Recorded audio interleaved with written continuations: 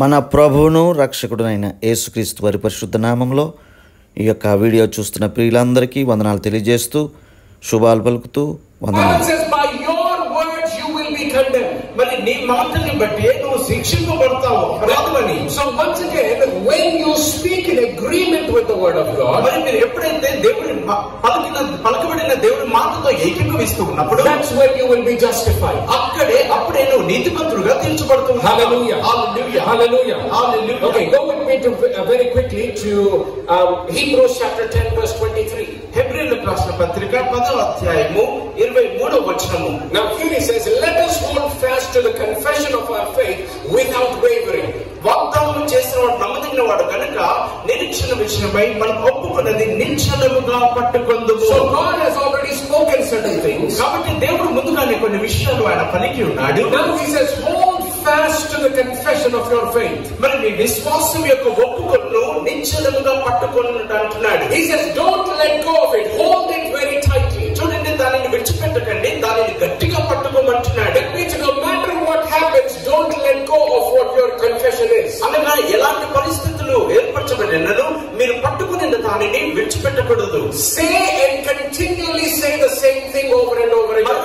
మరలా మీరు పలికిందే పలుకుతూ ఉండమని చెప్తూ ఉన్నాడు. That is biblical confession. అదే వాక్యానుసారమైన ఒప్పుకోలు ఏంటున్నది. And confession is a very important key for you to live the victorious life that Christ has come to give us. మరి క్రీస్తు మనకి ఇచ్చుటకు వచ్చిన ఆ విజయవంతమైన జీవితాన్ని జీవించుటకు ఒప్పుకోలు అనేది చాలా ప్రాముఖ్యమైన విషయమై ఉంటున్నది. For all of you that are dealing with different situations in your life, చూడండి, ప్రజలు వివిధ అంశాలతో మీరు వ్యవహరిస్తూ ఉంటారు. You want to see a change in your life. మీ జీవితంలో ఒక మార్పును మీరు చూడాలని కోరుకుంటారు. You want to see a breakthrough in your life. మీ జీవితంలో ఒక విడుదల చూడాలని కోరుకుంటారు. There are three important questions you must ask yourself. మిమ్మల్ని మీరు అడుగుకోవాల్సిన 3 ప్రాముఖ్యమైన ప్రశ్నలు కూడా ఉంటున్నాయి. Number 1, what does God say about this? మొదటిగా ఈ అంశాల గురించి దేవుడు ఏం మాట్లాడుతూ ఉన్నాడు. If you are dealing with a sickness, ఒకవేళ మీరు అనారోగ్యంతో బాధపడుతున్నట్లయితే, what does God say about this? ఈ అనారోగ్యం గురించి దేవుడు ఏమని చెప్పి ఉన్నాడు. If you are dealing with a family problem, లేక కుటుంబ సమస్యలతో మీరు పోరాడుతూ ఉంటే,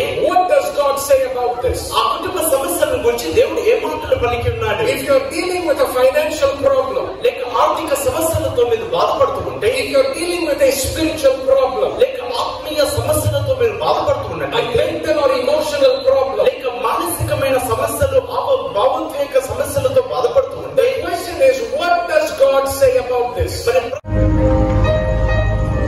ప్రతిదినము దేవుని వాక్యం ధ్యానిస్తూ దేవుని యందు భయభక్తులు కలిగి ఆత్మీయ పరిచర్యలో సహాయకులుగా ఉంటూ పరిశుద్ధ జీవితము కలిగి రక్షణను జాగ్రత్తగా కాపాడుకొనుచున్నవారు కొందరు.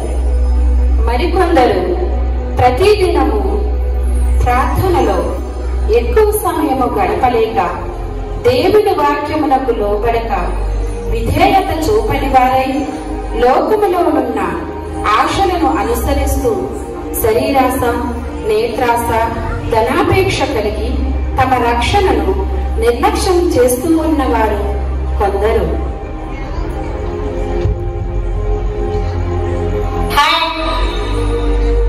నీకు కూడా మేకప్ వేయనా? వద్దు వద్దమ్మా. ప్రతిదినము ప్రార్థనలో మెలకువ కలిగి దేవుని సన్నిధిలో దివారాత్రము మొర్రపెట్టుతూ తమ జీవితంలో చేసిన తప్పులను పశ్చాత్తాపంతో సరిచేసుకొనుచున్నవారు కొందరు. పట్టుమని 10 నిమిషాలు కూడా ప్రార్థన చేయలేక ఏదో అలవాటుగా ప్రార్థిస్తూ అలవాటుగా వాక్యము చదువుతూ తమ ఆశలన్నీ లోకములోనున్న ఐశ్వర్యము కొరకు ధనము కలిగి ఆశ కలిగి జీవిస్తున్న వారు కొందరు.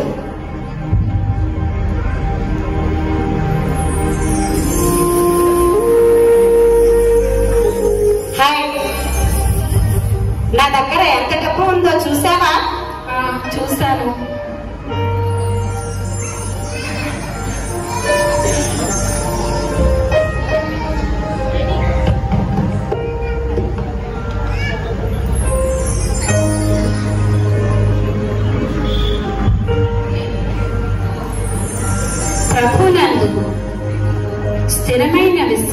కలిగి నిర్భయముగా దేవుని వాక్యమును బోధిస్తూ దేవుని మాటకు లోబడి ధైర్యముగా దేవుని సువార్తను ప్రకటిస్తూ ఉన్నవారు కొందరు.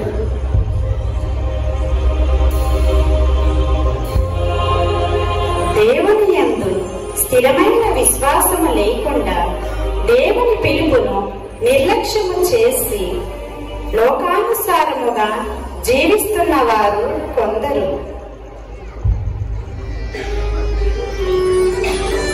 హాయ్, ఒక ఫోటో తీసుకుందామా? వద్దమ్మా. రీల్స్ చేద్దామా? వద్దమ్మా. ఈ ఒక్కసారికి ఏమీ కాదులే, ప్లీజ్ రా తీసుకుందాం. వద్దమ్మా, నేను దేవుని బిడ్డను, వద్దు.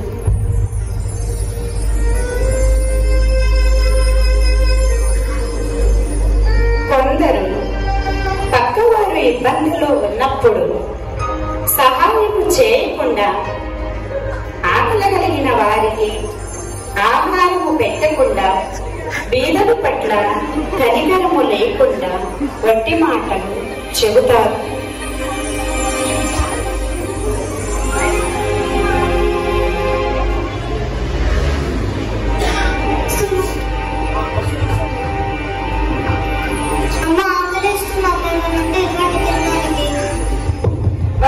వెళ్ళవమ్మా, వెళ్ళు. పొద్దున్న ఇదేం పోదా? ఇలాంటి మనుషులు ఎన్ని చేతు కాకి కూడా కొట్టారు.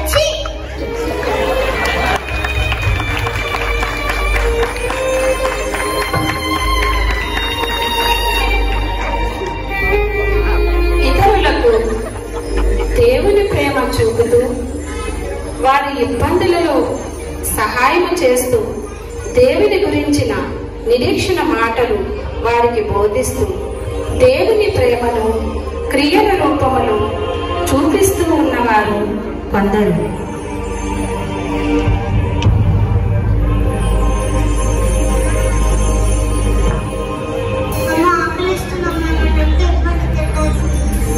అయ్యో, ఎప్పటి నుండి తినలేదు. ఎంత ఆకలితో ఉన్నావు అమ్మా? ఇదిగో తినమ్మా, రా తీస్తూ. ఎంత మంచిగా మా దేవుడిని తీయించుదాకా.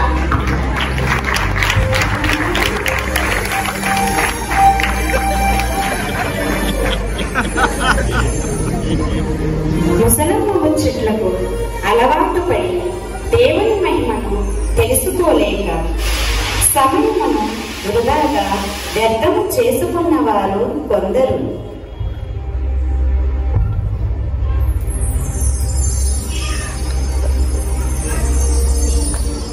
యేసుక్రీస్తు చేసిన అద్భుతములు చేస్తూ అనేకులను అనగా కుంటివారిని స్వస్థపరుస్తూ, గుడ్డివారిని ఆదరిస్తూ, దురాత్మలతో బంధింపబడిన వారిని విడిపిస్తూ ఉన్నవారు కొందరు.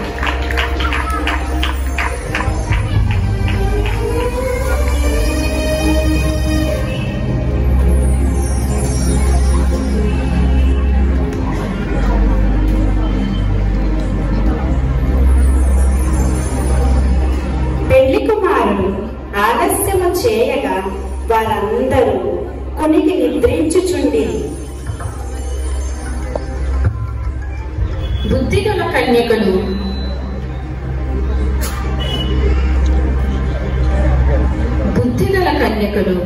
మెలకువ కలిగి తమ దివిటీలను సిద్ధపరచుకుంటూ పెళ్లి కుమారుని కొరకు ఆశతో ఎదురు చూస్తూ ఉన్నవారు కొందరు.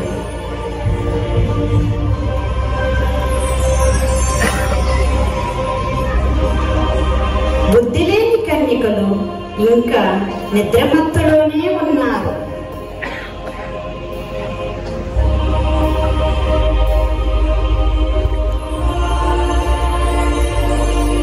అర్ధరాత్రి వేళ ఇదిగో పెళ్లి కుమారుడు అతని ఎదుర్కొనరండి అని కేక వినబడింది.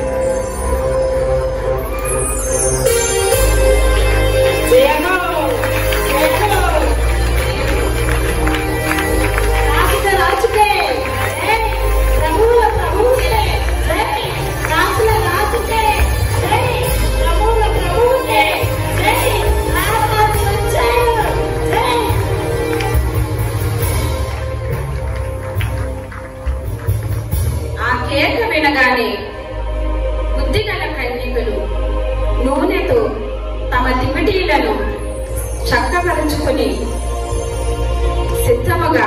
పెండ్లి కుమారునితో విందులో పాల్గొని ఉన్నారు.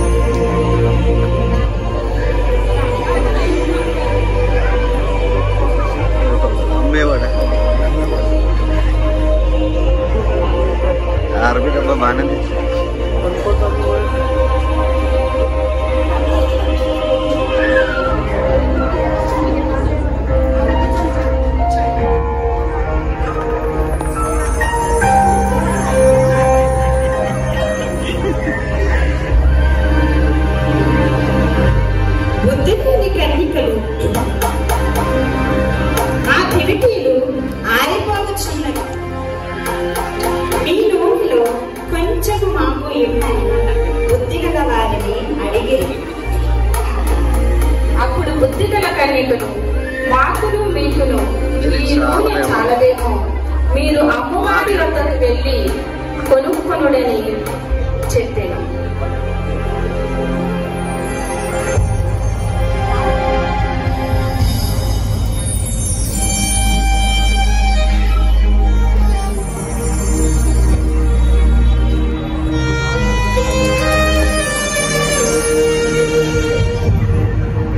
వారు అమ్మవారి యొద్దకు పోయి నూనె కొనబోవచ్చుండగా పెళ్లి కుమారుడు వచ్చెను.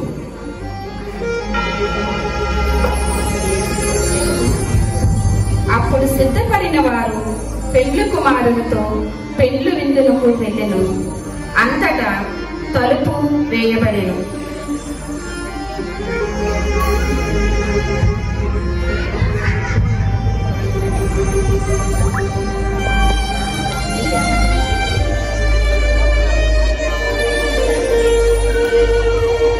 ఆ దినమైనను ఆ గడియైనను తెలియదు కనుక వెనుకోగా ఉండును.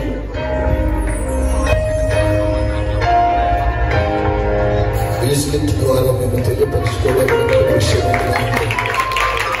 ప్రతి ఒక్కరు కూడా రాజును పెళ్లికొని ఎదుర్కోవడానికి సిద్ధంగా ఉన్నారని అని కొంతమంది వచ్చారు. 5 మంది కన్యకలు వారి దివటిలో నూనె ఉండేది. 5 మంది కన్యకలు వారి దివటి. దేవానికి స్తోత్రములు.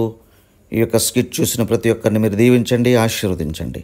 యేసుక్రీస్తు నామంలో ఈ ప్రార్థనలు అడిగి పొందుకుని ఉన్నాము తండ్రి. Amen, amen, amen. Praise the lord.